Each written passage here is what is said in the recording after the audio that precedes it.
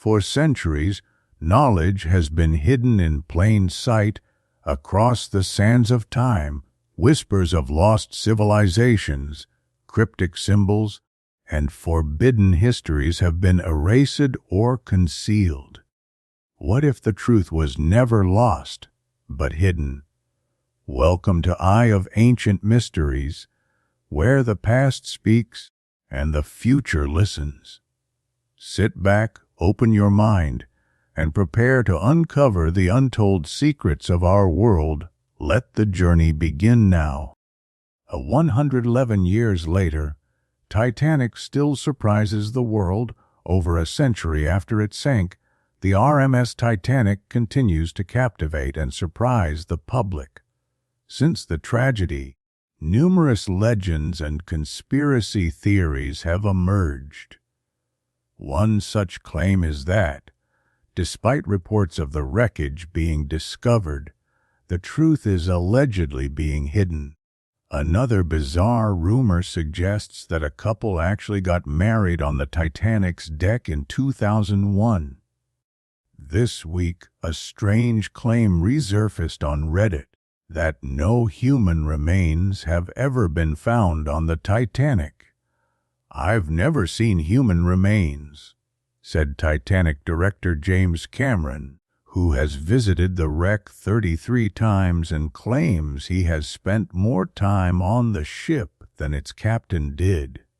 In a 2012 interview with the New York Times, Cameron stated, "We've seen clothing. We've seen pairs of shoes, which leads to strong speculation that there was once a body there. But we've never seen human remains." This fact has fueled the imaginations of conspiracy theorists, but scientists say there are very plausible reasons why the bodies of more than 500 victims have not been found. One reason involves the life jackets many passengers and crew members wore. While intended to keep wearers afloat, they often failed to do so long enough for rescue. Many victims likely died in the freezing waters, and their bodies floated away.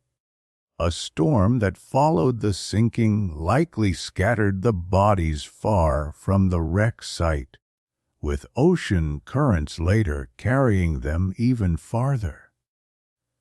As for those trapped within the wreckage itself, their bodies likely disappeared due to deep-sea scavengers, fish and other marine organisms that consume soft tissue, while bones have been found at much older shipwrecks. Scientists point to depth as a key factor in this case. There's something called the calcium carbonate compensation depth. Deep sea explorer Robert Ballard told NPR, "And the water in the deep ocean is undersaturated with calcium carbonate.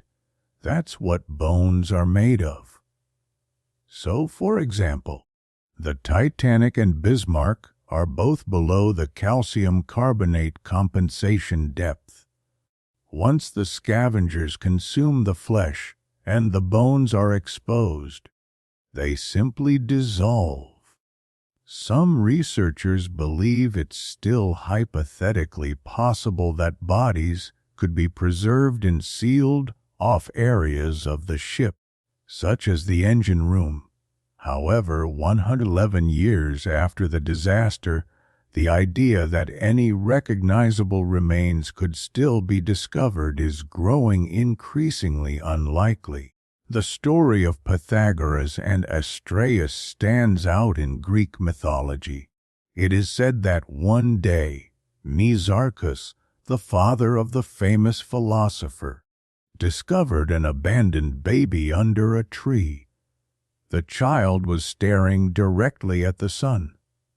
Mnesarchus named the mysterious infant Astraeus, which literally means star child in Greek. He then gave the child to Pythagoras to serve as his attendant and apprentice.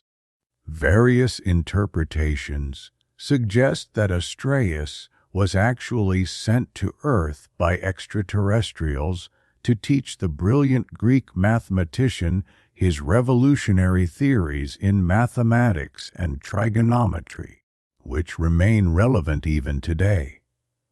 The Romans, as they often did, followed in the footsteps of the Greeks, expanding on their concepts of alien life. The Roman Epicurean poet Lucretius wrote, "Nothing in the universe is unique and alone, and therefore in other regions there must be other earths inhabited by different tribes, people, and kinds of beasts." In his book Odyssey of the Gods, The Alien History of Ancient Greece, Swiss author Erich von Däniken suggests that the Greek gods were actually extraterrestrial beings who arrived on Earth thousands of years ago, using questionable archaeological evidence and the writings of ancient authors, including Aristotle. Von Däniken tries to argue that the alien gods of Olympus interbred with humans, conducted genetic experiments, and created mythical creatures such as centaurs and cyclopes. Von Däniken believes that what we refer to today as Greek mythology is actually a record of real historical events. He further claims that the site of the Delphic Oracle was a refueling station for aircraft, and that Jason's quest for the Golden Fleece was actually a mission to recover a key component for some sort of ancient flying machine. Another of his theories is that the ancient cities of Troy and Atlantis were, in fact, one and the same, a city destroyed in a war between extraterrestrials or their descendants.